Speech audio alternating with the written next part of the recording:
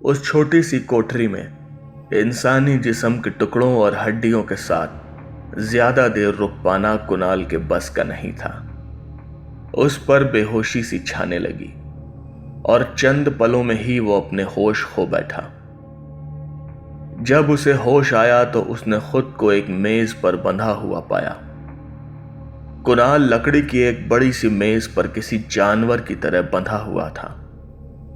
उसके पास बख्तावर खड़ा हुआ था और पास ही जमीन पर उसका वो दोस्त बेबस सा बैठा था। सामने कामिनी खड़ी थी अपने असली रूप में। उसके मुंह से खून टपक रहा था और उसकी जीभ लपलपा रही थी। उसके हाथ में कुछ था, मांस के लोथड़े जैसा। बख्तावर काका ने बोलना शुरू किया। कुणाल, तुम अच्छे आदमी हो, मगर आज तुम्हारी अच्छाई तुम्हारी मौत का सबब बनेगी। पर तुम चिंता मत करो, हम तुम्हें आसान मौत देंगे। मालकिन बस 1-2 दिन तुम्हारा खून पिएंगी और जब तक तुम्हारे जिस्म का सारा खून खत्म होगा तुम्हें मौत आ चुकी होगी। और हाँ, मरने के बाद तुम्हारे अंतिम संस्कार की भी कोई जरूरत नहीं पड़ेगी, क्योंकि उसके लिए तुम्हारा जिस्म भी तो बचना चाहिए।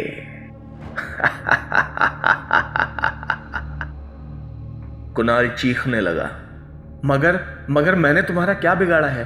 तुम लोग मुझे क्यों मारना चाहते हो? मुझे जाने दो, प्लीज प्लीज मुझे जाने दो। आखिर मेरा कसूर क्या है? अब बख्तावर काका बोले, तुमने सिर्फ एक गलती की, यहां आने की, और जितना चीखना चाहो चीख सकते हो। तुम्हारी आवाज इस तहखाने से बाहर नहीं जाएगी।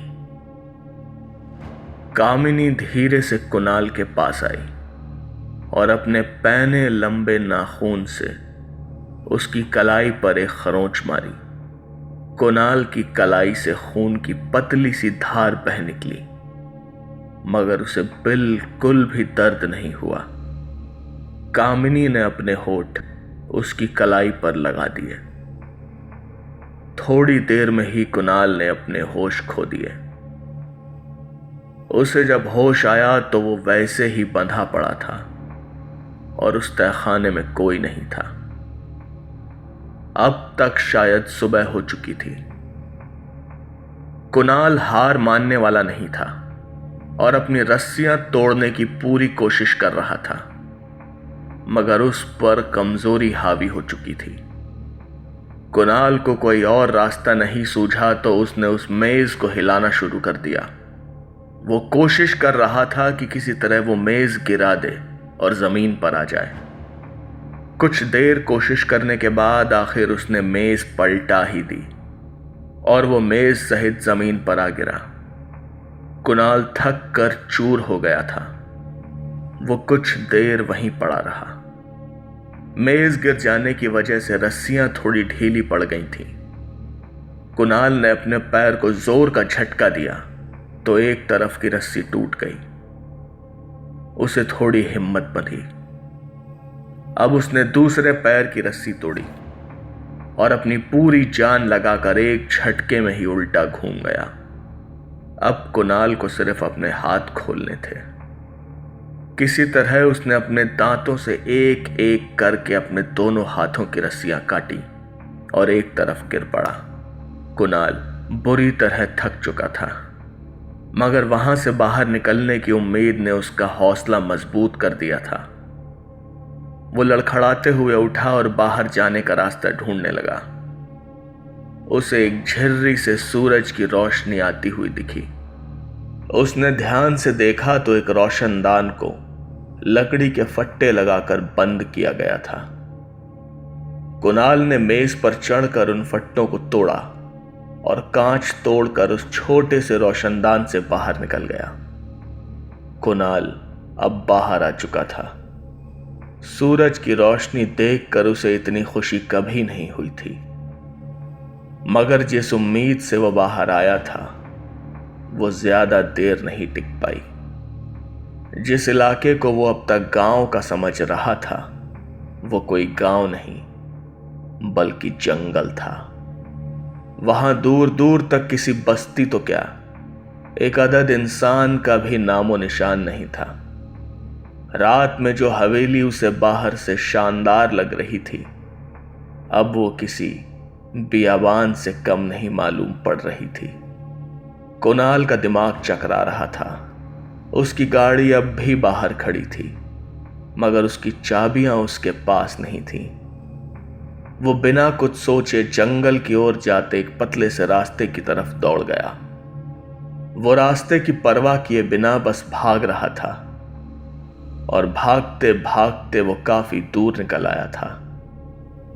कुणाल ने एक पेड़ के नीचे बैठकर जरा दम लिया और कुछ ही देर बाद उसने फिर से दौड़ना शुरू किया मगर कमजोरी की वजह से वो ज्यादा तेज नहीं दौड़ पा रहा था। थोड़ा आगे जाने पर उसे एक टूटा फूटा घर दिखा जहां से धुआं निकल रहा था। मदद मिलने की उम्मीद में वो उस घर तक पहुंचा। अंदर एक बुजुर्ग बैठे आग पर कुछ पका रहे थे। कुणाल को देखकर वो बोले, आओ आओ, अंदर आओ, चाय पियोगे? कुणाल बोला, आप कौन हैं और यहाँ जंगल में क्या कर रहे हैं? वो बुजुर्ग बोले, ये सवाल तुम पूछ रहे हो? कहाँ से भाग कर आ रहे हो? उस कामिनी के चंगुल से बचना आसान नहीं है। तुम आखिर बच कैसे गए? कुणाल हैरान था। वो बोला, आप ये सब कैसे जानते हैं? और कामिनी, आपको इतना सब कैसे पता? आखिर आप हो कौन? उन बुजुर्ग ने जवाब दिया, मैं कौन हूं ये जरूरी नहीं है, जरूरी यह है कि तुम यहां से निकलना चाहते हो या नहीं। कुणाल ने कहा, हाँ हाँ, आप बस मुझे हाईवे तक का रास्ता बता दीजिए, मुझे वहां से कोई ना कोई मदद तो मिल ही जाएगी। उन बुजुर्ग ने कुणाल का सामना सच्चाई से कराया। हाईवे? हाईवे यहां से इतना पास भी नहीं जितना तुम सोच रहे हो। तुम्हें अंदाजा भी है कि तुम कहां हो? इस वक्त तुम घने जंगल में हो और यहां से हाईवे कम से कम 100-125 किलोमीटर दूर है। कुणाल अचंभे में था। वो तो बस 20-30 किलोमीटर ही अंदर आया था। वो धम से जमीन पर बैठ गया और बोला, फिर तो एक ही रास्ता बचता है, मुझे अपनी गाड़ी लेने वापस जाना ही पड़ेगा। वो बुजुर्ग उसे समझाते हुए बोले, तुमने कामिनी को देखा है ना? वो कोई मामूली चुड़ैल नहीं बल्कि पिशाचिनी है। इंसानी खून और मांस खाना उसका शौक है और जिसे तुम उसका पति समझते हो वो उसका गुलाम है। अपनी जान बचाने के लिए वो उसे नए नए शिकार लाकर देता रहता है। कभी तुम जैसे लोग तो कभी छोटे बच्चे, और वो बख्तावर नौकर है उसका। कामिनी के हर बुरे काम में उसका एक ही मददगार होता है, बख्तावर। वो भी एक पिशाच है। कुणाल बोला, तो फिर मैं क्या करूं बाबा? वो बुजुर्ग बोले, मैं तुम्हारी मदद कर सकता हूं मगर हम ज्यादा देर नहीं कर सकते क्योंकि रात में उनकी शक्तियां बहुत बढ़ जाती हैं। इसीलिए हमें दिन रहते ही वहां जाना होगा।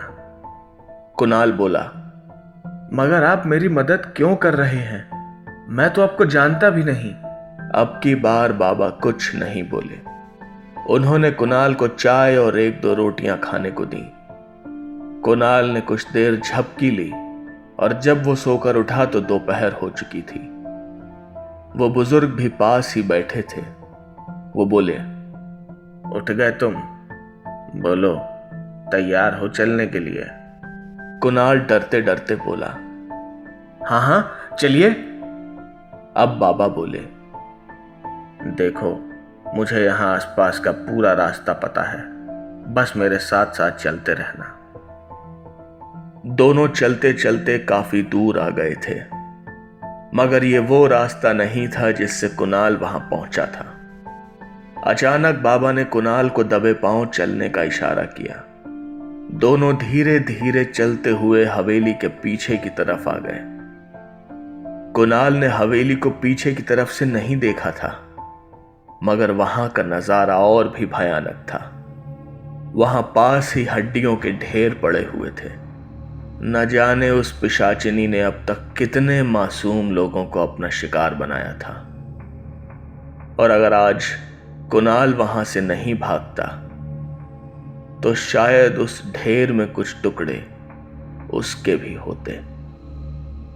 तभी बाबा ने एक पेड़ के पास अपने हाथों से खोदना शुरू किया। कुणाल चुपचाप दुबका हुआ आसपास नजर रख रहा था। करीब 1 फीट तक खोदने के बाद वहां उन्हें एक चोर दरवाजा मिला। बाबा ने कुणाल को अपने पास बुलाया और बोला, ये दरवाज़ा सीधा तहखाने में जाता है, जहाँ से तुम ऊपर कमरे में जाके अपनी गाड़ी की चाबी ले सकते हो। कुणाल बोला, मगर आपको कैसे पता कि मैं ऊपर वाले कमरे में ठहरा था? बाबा बोले, वो पिशाचनी अपने ज़्यादातर शिकारों को उसी कमरे में ठहराती है, ताकि उन्हें उसके इरादों पर बिल्कुल भी शक ना हो। अब चलो, हमें ज़्यादा देर नहीं करनी चाहिए। दोनों दबे पांव सीढ़ियों से नीचे चले गए। कुणाल ने ठीक से तहखाने को देखा तो उसे पिछली रात हुई सारी बातें याद आ गईं। वो मेज जिस पर वो बंधा था अब भी वैसे ही पड़ी थी। इसका एक ही मतलब था कि अभी तक उन लोगों को कुणाल के वहां से भागने का पता नहीं चला था। वो बुजुर्ग कुणाल को ऊपर की तरफ ले जा रहे थे। हैरानी की बात थी कि उन्हें हवेली का एक एक कोना पता था। वो उसे सीढ़ियों से ले जाते हुए मेन हॉल और फिर ऊपर की मंजिल पर जा पहुंचे। कुणाल को अपना कमरा याद था। जो शानदार कमरा पिछली रात तक इतना जिंदा दिल था, दिन के उजाले में वो पुराना और उजाड़ दिख रहा था। वो इधर उधर अपना सामान ढूंढ रहा था, मगर वहां कुछ नहीं था। ना ही उसका फोन, गाड़ी की चाबियां और ना ही उसका बैग। बाबा उसके पास ही खड़े थे। कुणाल हताश नजरों से बाबा की तरफ देखने लगा। अचानक बाबा को छत के ऊपर किसी के होने का एहसास हुआ। उन्होंने जब ऊपर नजर दौड़ाई तो उनकी आंखें डर से फट गईं। कुणाल के साथ भी कुछ ऐसा ही हुआ। ऊपर कामिनी छत पर चिपकी हुई थी। उसके चेहरे पर एक शैतानी मुस्कान थी। वो सीधा बाबा के ऊपर कूदी और उनकी गर्दन में अपने दांत गड़ा दिए। बाबा ज्यादा कुछ नहीं कर सके। चंद पलों में ही उनका शरीर पीला पड़ गया। कुणाल वहीं सामने खड़ा था, मगर उसकी हिम्मत जवाब दे चुकी थी। जैसे ही वो भागने को हुआ तो दरवाजे पर बख्तावर ने उसका रास्ता रोक लिया। वो बोला, कुणाल, तुम इसकी मदद लेकर यहाँ आए हो। इसके परिवार को तो हमने पहले ही ठिकाने लगा दिया था। आज इसकी बारी थी। यह हवेली जहां तुम खड़े हो इसी की है, मगर अफसोस ये यहां ज्यादा दिन नहीं रह पाया।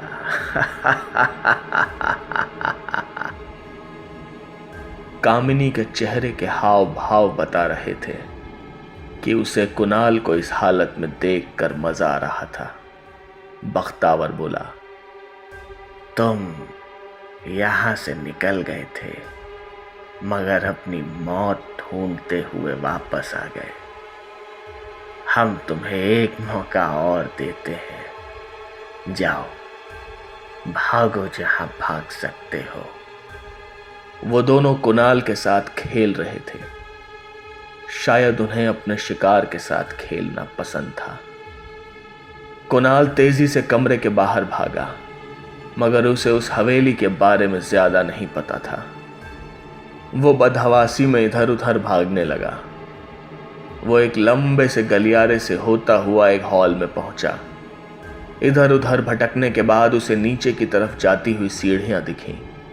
वो उसी तरफ भागा। उसके पीछे आते कदमों की आवाज तेज होती जा रही थी।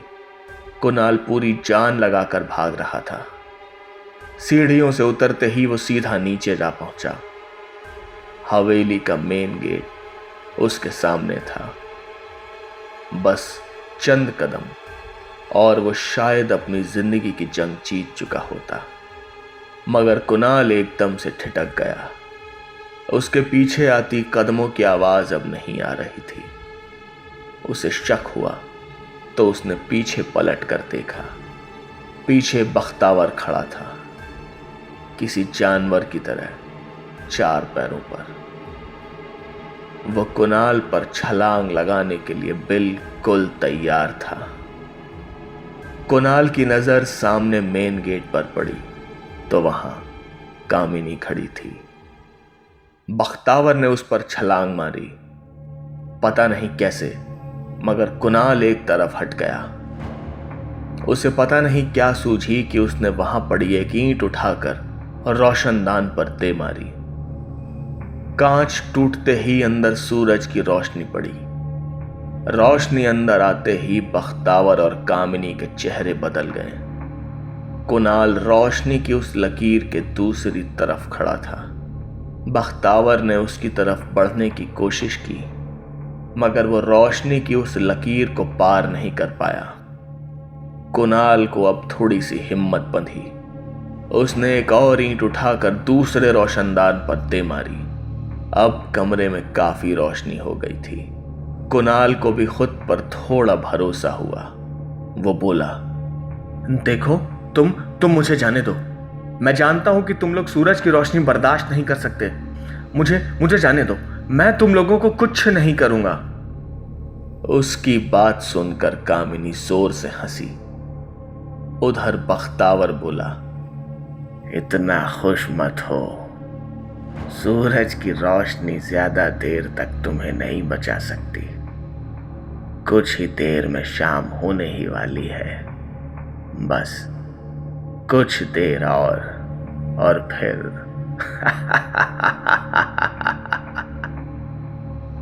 कुणाल को समझ नहीं आ रहा था कि वो क्या करे। वो वहीं बैठ गया। तभी कामिनी ने दीवार से होते हुए छत पर चढ़ना शुरू किया।